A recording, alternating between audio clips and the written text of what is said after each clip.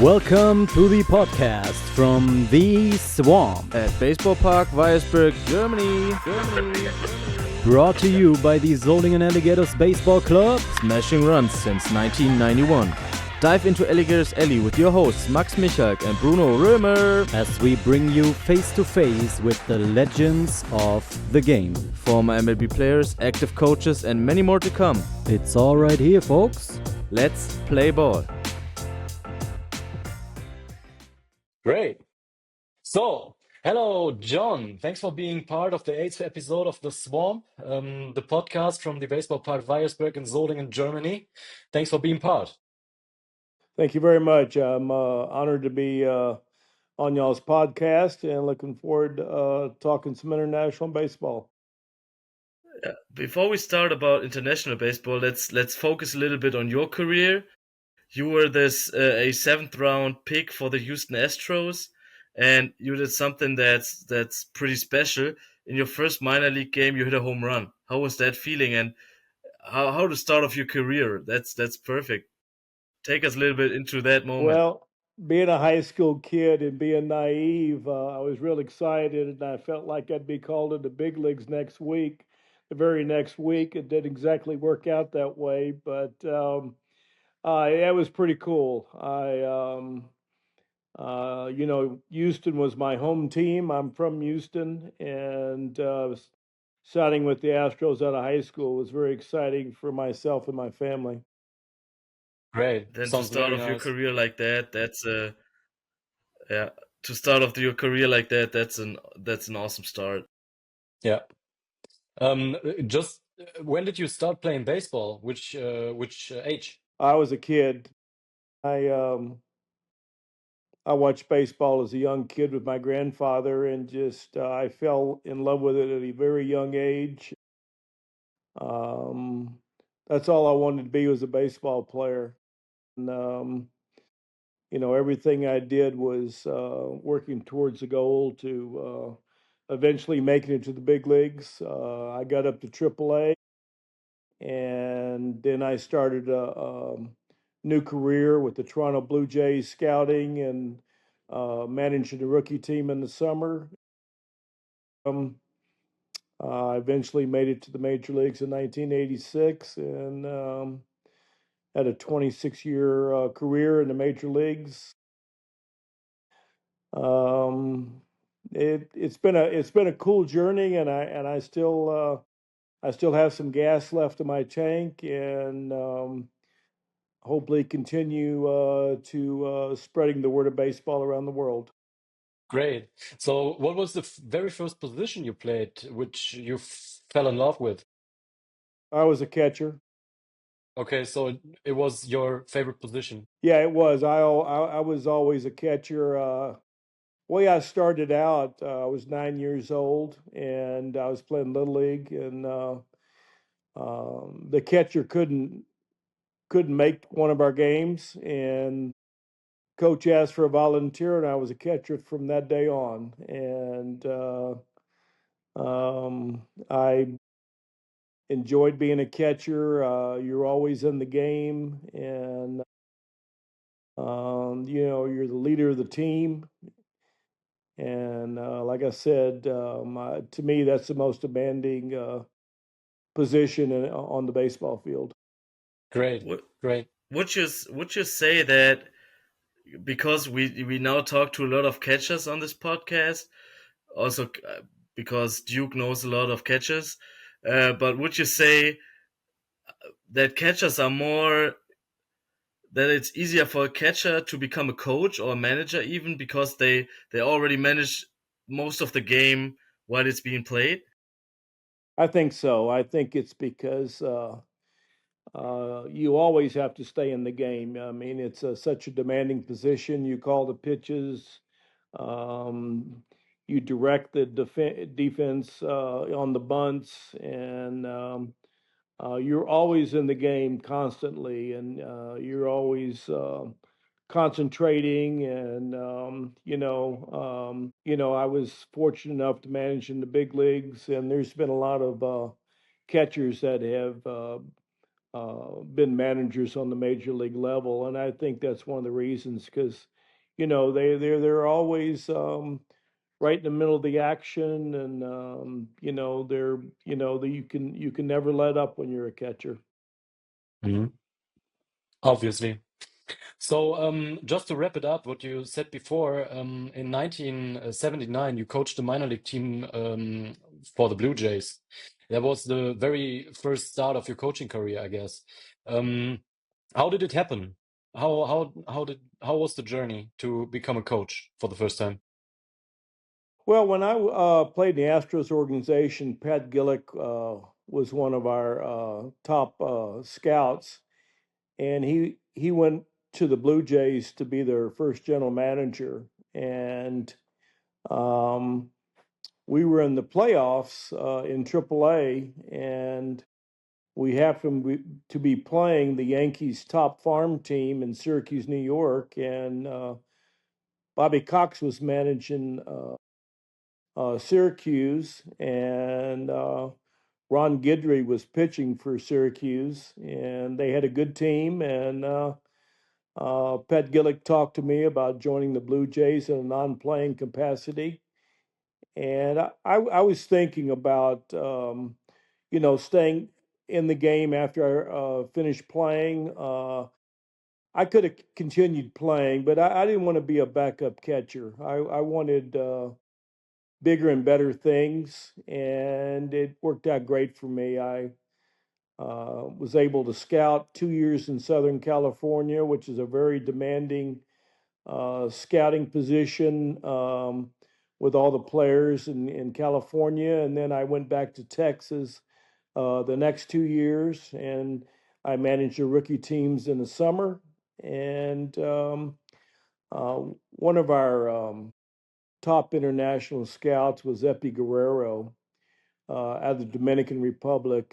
He signed a lot of great players, and he was a very good friend of mine because he was with the Houston Astros in the earlier days, and I got to know him quite well. And I told him, I said, Epi, if you ever hear of a managing job in winter ball, I would love to go. And sure enough, a couple years later, I went to Barranquilla, Colombia, which was a fabulous experience for me. And there was a lot of good players down there. It's the first time I met Harold Reynolds. He was playing down there, and I had Willie McGee on my team, who played 20-something years in the major leagues and won a World Series and MVP for the St. Louis Cardinals. So, I just started a passion for international baseball, and I still have it to this day. Great, great. So let's continue with your coach's career. You coached the Cincinnati Reds under Lou Piniella. How was it for what? Piniella. Piniella. I'm sorry, excuse me. Lou Piniella. How was it feeling for you, especially working with such a special manager? It was incredible. Lou's family is from Spain, and um, I happened to do a clinic in Arturis, Spain, and his family was close to that area, so it was kind of cool for me to visit for where his family was from. And I was with Lou for 14 years, and one of the top managers in baseball of all time. He's missed the Hall of Fame by one vote the last two times, and I feel sure this next time he'll get in the Hall of Fame. And incredible person, extremely intelligent, very, very fiery and intense. And we had some good teams, and Sorry. we had many great times, and he's a special person in my life. Okay, Yeah, great. Thank you. when you say fiery personality, I think everybody knows what you're talking about. Uh, he could be a little tough to the major league umpires, to be a little bit honest. Yeah, the instant replay was a little late for Lou. There would be way too much waiting for all that temperature he has and for all that character. It would be too much waiting. So looking a little bit more into the future of your or the past of your coaching career, you were the bench coach of the Team USA at the World Baseball Classics, which started your career in coaching the World Baseball Classics. We're coming to that a little bit later. But what did it mean to you to represent your home country of the USA on such an international stage? How was that feeling? That was pretty incredible to wear your country's uniform and hear your national anthem. And we were playing in Phoenix, which was where I live, and my whole family was there. Very proud moment. We had a great team. We just weren't in shape, to be honest with you. This was the first World Baseball Classic, and since then they've fine-tuned it every year. And now the team starts sooner and they start practicing. And we only played one exhibition game, and now they play 7 or 8 before they play the tournament. So it's a grand event. I tell you what, I went I went down to Tucson about 10 days ago, and I saw Colombia and China play. I managed China also, and I saw 3 or 4 of the players that I had and a couple of the coaches. It's just a outstanding event. There's really not a good timing to have it. I mean, I think in my view, the best time would do it in June or July. If you could uh, do it then, you'd have everybody in tip-top shape, and the pitchers would have their pitch count built up. And Exactly. but it's I tell you what, when like United States was playing Mexico, and we had guys dressed up like George Washington and Ben Franklin, and they had their Mexican wrestlers masks on, and they had music playing, and it's just it's such a special, special time. And when you get the Latin countries, Dominican playing Venezuela, and playing Cuba, it's top notch baseball. It doesn't get any better than that. And Chipper Jones, he was one of our third basemen, him and Rodriguez. And Chipper mentioned, we were talking on the bench, and he said, he says, I've been to a couple World Series, and I'm as nervous now as if I played in the World Series. So that's how the players approached it. It's a big time event, and you know what? I don't know how much better it can get, but it's getting better and better and better. Mhm. Yeah, I can I can just say on a personal story, which I think is pretty funny right now, because uh, in 2006 and the WBC after that, Japan won, if I'm not totally wrong, and one of their bench coaches from Japan was my coach when I played in Japan for a season. So it's pretty funny how Yeah. small the baseball world is. Now I'm talking to a guy that was the bench coach for Team USA, and I was coached under a guy from who was the bench coach for Japan. That's like so funny how the world works. So I love that. Well, Sarahara was the first manager, and um, Yeah, well, he happened to be there, and Ichiro was playing for Japan, who I know very well from Seattle, and we beat Japan, and we actually lost to Mexico 2-1. If we'd have beat Mexico, Japan would have been eliminated because we beat them. And how it worked out, we lost to Mexico 2-1, and Japan went on and they won the whole thing. So there's a lot of side stories in baseball, and a lot of times you don't hear the little things that go on behind the scenes. But um, I think that's one of the beauties of baseball. There's just so many connections. So, I always tell people my baseball family just getting larger and larger and larger, because when I'm with somebody, they're part of the family now. And that's, I think the one of the absolutely tremendous things that baseball does, it brings people together. And I think that, as a world that we live in today, that is so important for us to stay connected and, stay together. Yeah, that's true. I just want to come back to that tournament in Tucson 10 days ago. Is it 10 days ago? Yes. Probably 10 years. Germany took part of that great event. Well, yeah, I I'm watched them on TV. I saw Steffi Graf and Andre Agassi, and um, uh, Germany had a pretty good team. I was disappointed when they won the first game. I, I anticipated them uh,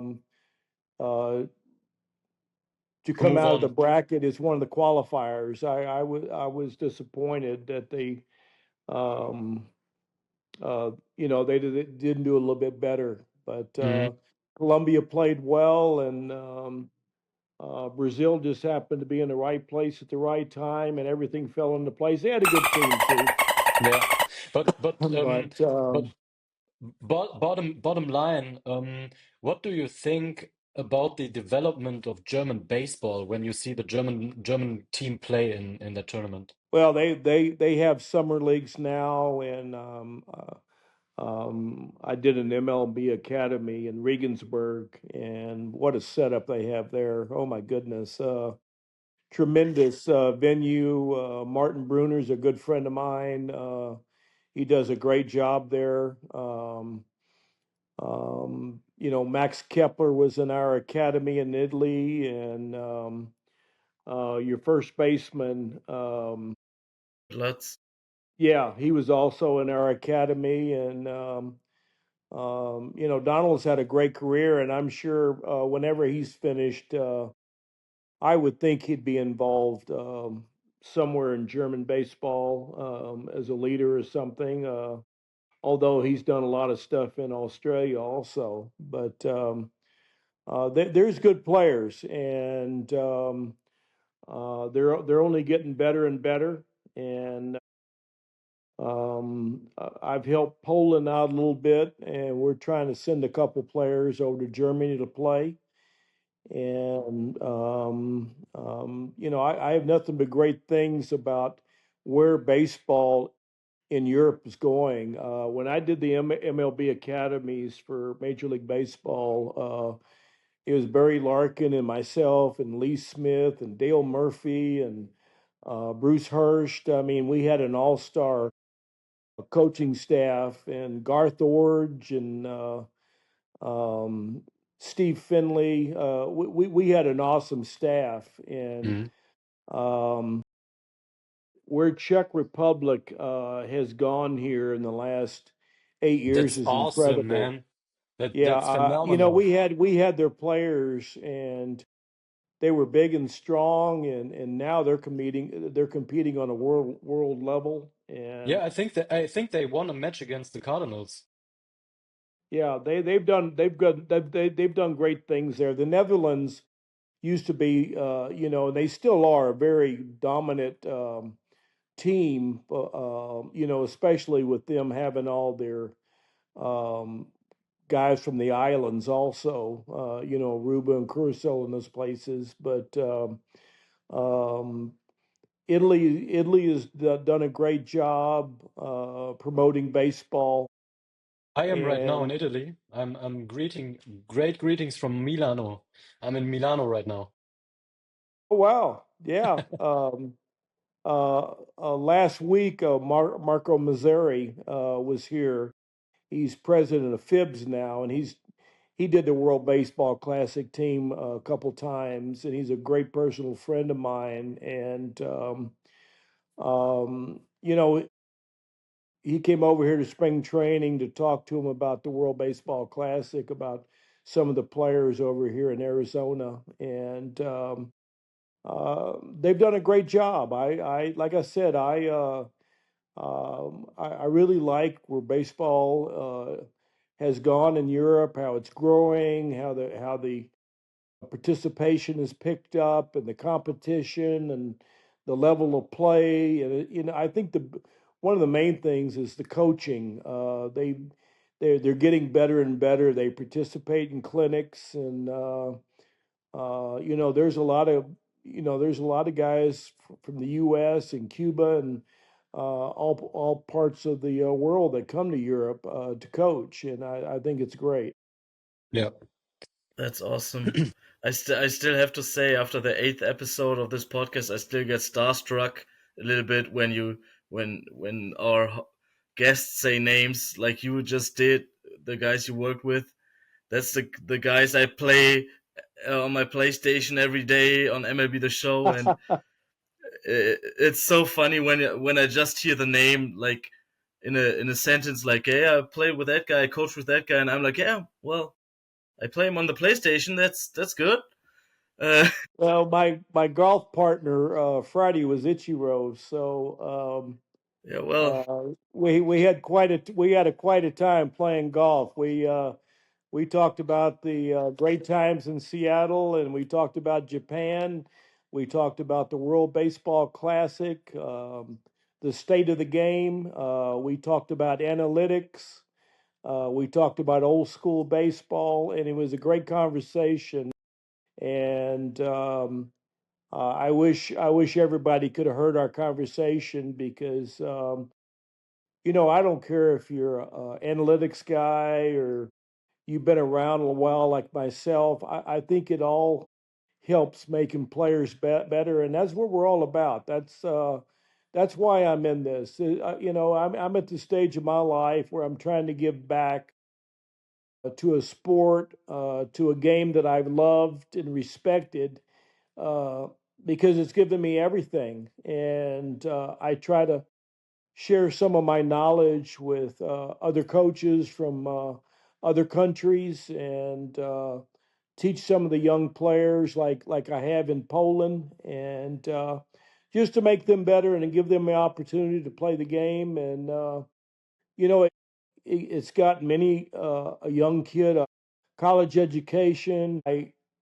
manage one of the teams in Dubai, and Alex Liddy has gone with us both times. In fact, Italy had a couple players with us, and it's just a gratifying feeling for me. We had a kid from Finland, and it's such a warm feeling to have all these guys from all over the world play baseball. yeah, we're coming to your coaching stint in Dubai in a couple minutes, because we got a question that's referring to that. But before we come to that, I would we have to ask a question about maybe one of the more historical moments of your coaching career, which was you getting ejected in your first game as an interim manager for the Washington Nationals. That's maybe a record, getting ejected in the first game. Could you maybe on a on a short, can you maybe get us through that moment, why you got ejected? Maybe not the words you said. I think that would be not so good. But also, did you learn anything about how to get ejected from Lou? Oh yeah. Well, I had managed the Seattle Mariners before, so I had. I'm not proud of them. A lot of times people think like, "Wow, the guy's out of control," but a lot of times you use it for a motivating tool to try to get a team that's flat. Um, you try to surge them a little bit. And this particular game, there was a play at first base. It was a 2-1 game, and the umpire at first base um, it called him safe, and the umpire at third base overruled him, and so I got all the umpires together and I said, let me get this right. You got an umpire 6 feet from the play, and you're across the field at 150 feet, and you got a better view, our view, than him. I said, I'm missing something here. And then I didn't like what he said, and I had some choice words, and then the last thing I said, I had to say goodbye to all four of them. So I said goodnight to all four of them and then left. But we don't have as many ejections. I think from a fan standpoint, a lot of the fans liked it, the Lou Piniella and the Billy Martin, Earl Weaver type ejections where, they throw their hands up and bobble their head and throw their hat down on the ground. And Lou kicked his cap across the field one night in Cleveland, and like we had said before with the instant replay, it's cut down on a lot of these type of ejections because the replay will show if the umpire missed a call or not. Hmm. Okay. So, but you must say it's fun to discuss with umpires, isn't it? I had fun doing it at times.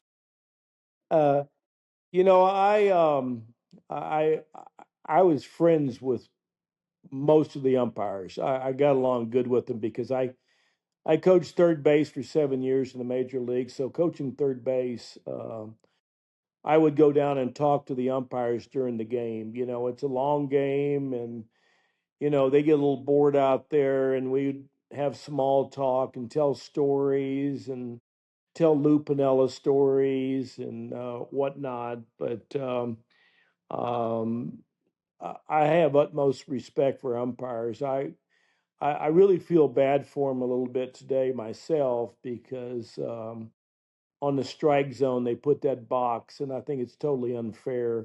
Uh, some of those boxes aren't 100% accurate, and they tell you that after the game they correct them, and it puts a lot more pressure on them. And I just I think we've gone overboard with the instant replay. If you guys remember right, the reason they put in instant replay was a fair or foul home run, and man, we've gone a lot more in depth than that these days.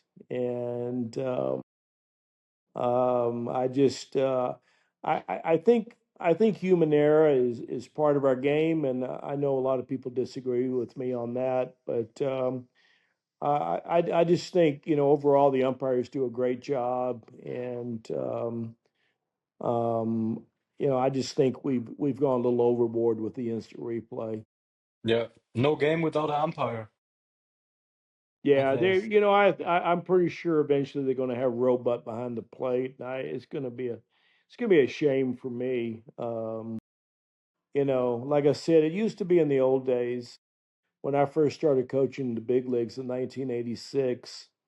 Um, you got to know the umpires. You had high ball umpires, you had low ball umpires, you had tight strike zones, you had wide strike zones. I remember I coached Roger Clemens one year, and his record with this one umpire was 25-2. So whenever he saw this umpire, his umpire, it was going behind the plate when he pitched, he was pretty excited about it. And I just think overall the umpires do an incredible job. Yeah.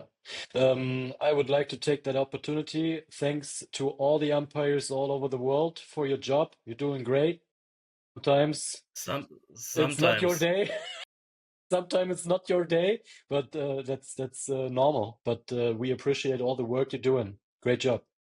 Absolutely. I would like to continue to the next question. In 1991, you inducted into the Kinston Professional Baseball Hall of Fame. It was a big Tell honor for us. me. It was a big honor for me. Kinston's a little small country town in North Carolina, and they loved their baseball. We didn't have large crowds, but we had very loyal fans, and I was fortunate. I had good players from the Blue Jays system that came through there. Tony Fernandez was my shortstop, and a lot of people don't know who Tony Fernandez was, but he was a tremendous shortstop. I mean, outstanding. And my right fielder one year was Jay Schrader, and everybody's saying, well, who's Jay Schrader? Well, look up NFL football. He won the Super Bowl with the Washington Redskins one year. He went from playing baseball to football. And that's, us baseball people as scouts, we liked athletes that played multi-sports.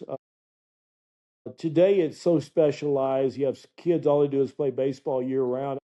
I'd rather them play a little basketball, a little soccer, or football or whatever, just to give them another mental toughness and use their athletic abilities in another sport. And then they know definitely that baseball is the sport they need to play and want to play. And I know a lot of baseball people would like to see athletes play more than one sport in high school. Mhm. Okay. So a little bit again to the Kinston Professional Baseball Hall of Fame thing.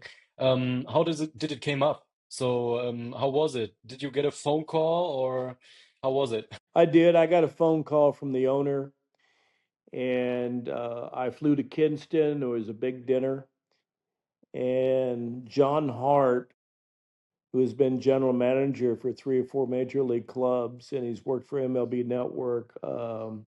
He came in and gave me the honor. We had managed against each other. Uh, um, he was in Hagerstown in the same league for a couple years, and then we managed against each other in Double A, and then we coached against each other in the big leagues, and then he became a major league general manager, and I continued my coaching career and on to managing. And it was pretty special having John Hart to come in to and give me this honor. I was overwhelmed when I heard John was going to be there. Okay, thanks. We continue. As you mentioned before, you managed the team China and all in 2013 and 2017 at the World Baseball Classics. How is the level, and what would you say the amateur baseball needs to, again, you managed China in 2013 and 17 at the World Baseball Classics. How is the level, and what would you say the amateur baseball needs to do to get a more professional level? Well, Major League Baseball has done a tremendous job in China promoting it. They have development centers there. A guy named Rick Dell and Ray Chang run their programs. It's all over China. After we won a game in 2013 against Brazil, baseball really started picking up in China because of the internet. There was so much exposure to baseball, and they have little leagues all over China now. Their level of play has improved tremendously. One of the problems with China is they don't throw hard. And so when they don't throw hard, when we go on play tournaments, our hitters haven't seen hard pitchers. So what we tried to do was we went to Vero Beach a couple times where the Dodgers used to be, and we trained there for a month, 2 different times, and we would set the machines up that threw hard so they'd see more velocity. And we introduced throwing programs and tried to encourage the Chinese coaches to continue using these throwing programs to build the kid's arm up. And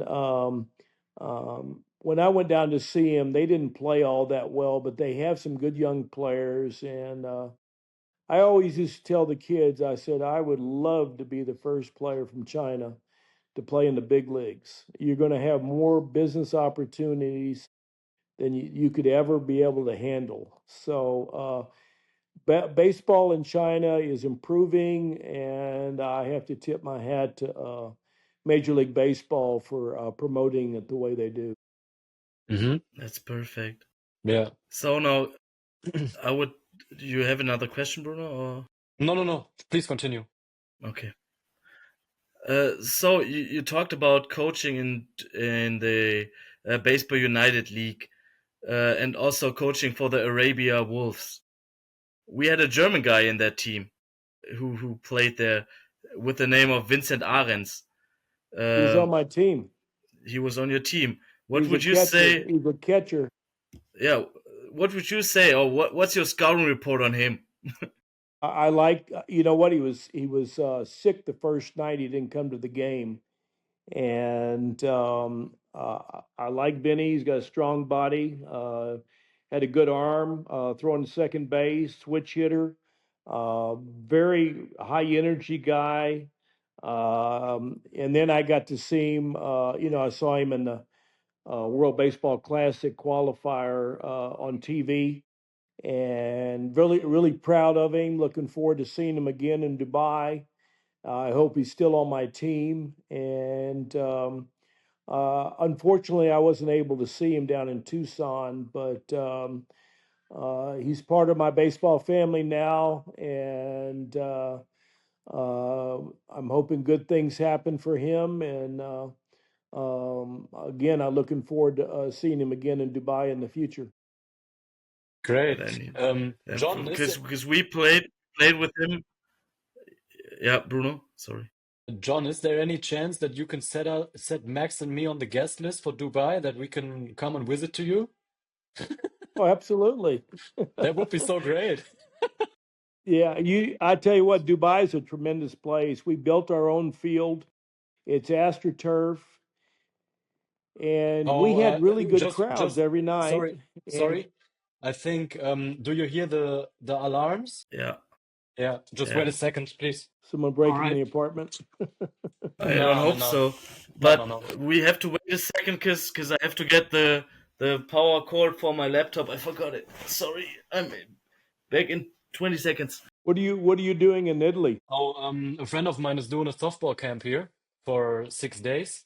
Okay. To develop young softball players. And I'm pretty excited because I don't know if you're interested in softball a lot, but I'm gonna meet Greta Telly softball. I will tell you the name. Greta Cecchetti. Do you know her? No. I did the WBSC Coaches Commission, and it was baseball, softball, and two of our softball people was Kyla Hollis for the USA women's, and the other one was Craig Mondeus, who does the national team for the Netherlands, who happens to be in Italy now, running the ladies program, what I understand. Yeah, it could be that we're gonna meet them up because they have exhibition games here, and maybe we see each other. I don't know. But okay, great. Just to wrap it up, I'm doing content like filming stuff and doing photography and stuff like this. I'm still playing baseball in the second Bundesliga with the Alligators, but this friend of mine who's doing the camp, he's asking me if I can do some content with the video stuff, and I will pick him up and do that shit. Not shit, I like it. Great. So let's continue. So we're back. So throughout your career, you worked with a lot of players and coaches and mentored them as well. If there's one piece of advice you would give to young players, no matter where they're from, what would that be? Chase your dream. Chase your dream and have fun. To me, baseball is supposed to be having a fun sport. I know when you get to the higher levels, there's a lot of pressure, but I always stress for everybody to respect the uniform, play the game right, have fun, and give it your best effort. Everybody wants to win, of course. That's why we compete. But stay focused on being a team player and pulling for your teammate. And again, baseball. It's a sport that it's being played around the world now, and there's a lot of viewers that watch our game. When we had meetings about Dubai, one of our guys brought up that there's more baseball fans in India than they are in the United States, and that kind of threw me for a loop. I stepped back a little bit, and I had to think about this now. And then you think about all the people in India, and you see where that comes from. From But that cricket. tells you how much interest there is in baseball around the world. Here's a country, India, where they're just starting to play baseball. And for them to have as many fans as they do because of streaming, they watch the games on the internet, they watch the games on TV. It's incredible. And um, I, I tip my hat to you guys for having your podcast and promoting the game and having different guests on, get different views. We all view the game differently. And I think that's one of the beauties of the game. We all see it in a different way sometimes, but when it all comes around, it's the greatest game going, and that's I think that's why we do what we do, is because we want to promote baseball. Yeah. I think what we should include into the people's mind, or in my opinion, we are living in a very fast-running world. And baseball is not fast running. It's like baseball is like having fun, get to talk to each other. Um, Maybe have a little beer, have a bratwurst, and get a nice Sunday at the ballpark. And most of the persons in today's world, they are in a rush every time and they cannot enjoy it. I couldn't agree more. When they first put the time clock on baseball, I was dead set against it. I told my friends, I said, it's the one sport where there's no time limit. You just play the game. You don't want to rush. But I think what's happening here, I think because of the game, of the state of the game right now, they know people like me love baseball, but they want to get the 20-year-olds to like the game, and the 20-year-olds are in a rush. And all I say to them is, well, be like Dodger fans, come late and leave early. If that's, I mean, if that's what you want to do, that's what you do. But I think the pitch clock has probably sped the game up a little bit in some positive ways. But I'm an old traditionalist. I just like the game the way it was, the ghost runner and all that. I'm not crazy about it myself. I just I, again, I get back to respect. Regardless if you're new school or old school, just show the game respect and the love that it deserves. And I have no problem which side of the ledger you're on. Absolutely, absolutely. Coming up to the next question.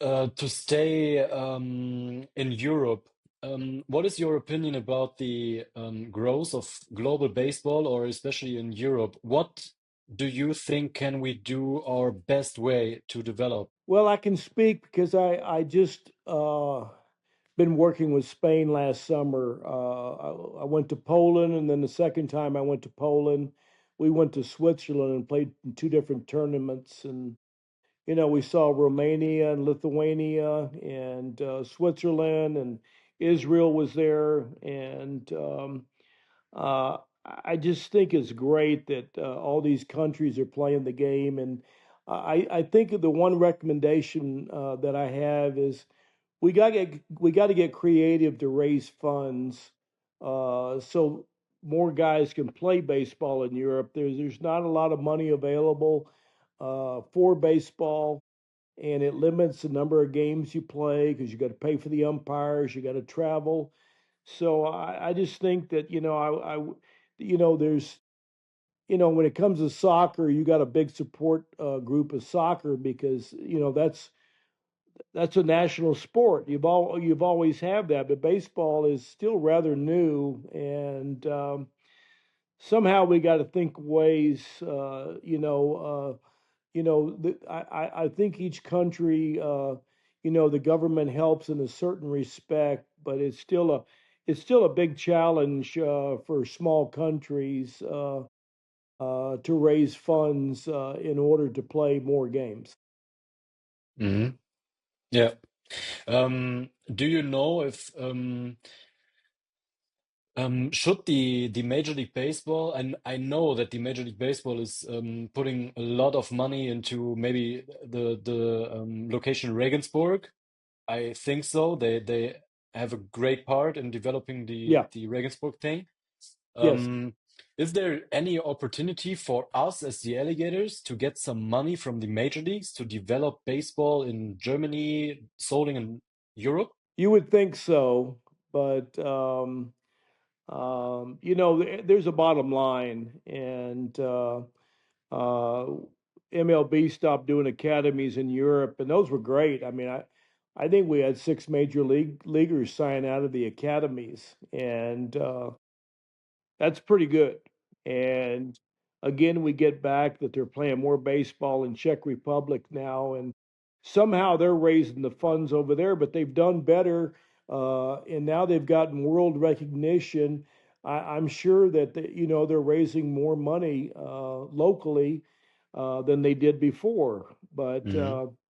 I get back to Poland. How do we get to that point in Poland? I mean, there's so many strides that we have to have, but the Czech Republic did it. So like I said, it can be done. And like you guys talk about Regensburg. I mean, that's what a ballpark there. I mean, there's some good business people there. I met them. I saw them firsthand. I saw the crowds. I see the setup of the 2 fields, and it's fabulous. And I think they've done a great job, and I think other countries should take notice and try to take some of the things that they did in Regensburg and try to do it themselves. But yeah, Martin Bruner and them have done a great job there. Hmm. I would say my personal That's view. 100% true. Yeah, that's 100% true. But my personal view, I would say the baseball park Weyersberg is the most beautiful baseball field in Germany, and after that, Regensburg comes. Wow. No, that's my personal view. Because it's my Well, hometown. I I haven't love it. been there, so when I get an invite, I'll tell you firsthand. Yeah, you have to know that our ballpark is made with the help of every single member of the club. We do everything, every little straw of grass, we cut it by ourselves, and every little piece of dirt that's put on there is done with love and with care for our ballpark, because we know that's our home, and if we don't take care of it, no other guy's gonna do it unless we pay them a lot of money, and then the heart would miss out a little bit. So we know all our edges and our, yeah, all the things that are maybe not as good as It they makes it should even be. more gratifying when you do it yourself. That's pretty special. Yeah, yeah, it is. Congratulations. That's a great job. Congratulations. We are the Green Thanks. family. That's great. There you go. Perfect. So we come into the very last question. I think we wrapped it up in the question before a little bit, but especially for Germany, some major tips from a very legendary coach from the majors, World Baseball Classics, etc. Some tips or opinions what can Germany do in baseball to develop and compete on a level with the big baseball nations? Well, I think you get the kids playing at a young age. Number one, I think that's paramount. You have to get kids playing at 6, 7, and 8 years old. Let them grow an interest playing baseball, and you got to teach them number one how to throw the baseball to start with, to build their arm up. They got to learn how to take care of their arm. The more leagues in teams you have, the more competition you have, the better you're going to be. And y'all have some professional teams that go on during the summer. That's a huge step. And if we get other countries in Europe to follow suit, we get more and more kids playing and attract more players from around the world to come over and play. And I think friendly tournaments are great. When teams from Taiwan and Japan and Korea come over and play, and possibly they can sponsor you to come over there to play. I mean, that's what's going on with the Czech Republic, and it's working out beautifully. So I just think encourage young kids to play baseball, to have clinics for coaches. Um, have coaches from around the world, that can volunteer to come in and talk about fundamentals and how to make the players better. I'm a big advocate of coaches teaching coaches. When I did those academies in Europe, and we tried to talk to the coaches every night. We would have an hour talk with the coaches. They're there to observe, and we're working with their players, but we wanted to coach them too. And we had workout sheets and organized workouts to try to help them how to organize a workout and what do you do, and the fundamentals of hitting and pitching, and um, just to give them a good foundation that they can take back to the country. And I know, like Netherlands, if you want to get certified as a coach, you have to go to a certain amount of clinics to get certified. I think it's a great idea. They do that in Taiwan and Japan and Korea. And I think um, I think the worst thing you can do is when you have a coach that really doesn't know what he's talking about, and the kids are trying to listen, and they're being coached. I'm not saying wrong, but you have to do a little research. I think I'm pretty well rounded because I've been in the game for a long time. But there's just certain things like infield play, and when I'm not sure about something, I'll call one of my friends, Larry Boa or Sammy Palazzo, who are lifetime players and coaches in the major league, and I'll ask them questions. And because I don't want to give out information when I'm not sure about, and I just think that if you get organized and prepared, and I know a lot of times you can look at videos, you can look at YouTubes, you can read different manuals, and when I was with the WBSC, we put a video together, and I had the catching department, and we had a pitching guy, and we kind of blended it all together to talk about how do you throw, and how do you play shortstop, and what drills you can use in the outfield, and how to block the ball in the dirt by the catcher. I mean, there's techniques involved, and if you're a coach that's not experienced in the field, it's kind of it's a big challenge, and it's going to be hard for you to talk about it because you're not sure about Okay, but that's pretty interesting. I have a question. So the development of catchers have changed a little bit, right? Today they're sitting it. It on has. one they're It sitting has. on one knee. Yeah. What's your opinion about that? Well, I would get on one knee with nobody on base. That takes pressure off your knees. You get lower, your body relaxes a little bit. When I work with catchers today, I did a couple college leagues, and uh, with a runner on third base, especially, I'd get him off his knee. I think you can block the ball better getting off one knee, and I know that's how they teach it these days. I'm going to give you an example. What I have been told is you get on one knee, and then you take the mitt from low to high, and you try to get borderline pitches.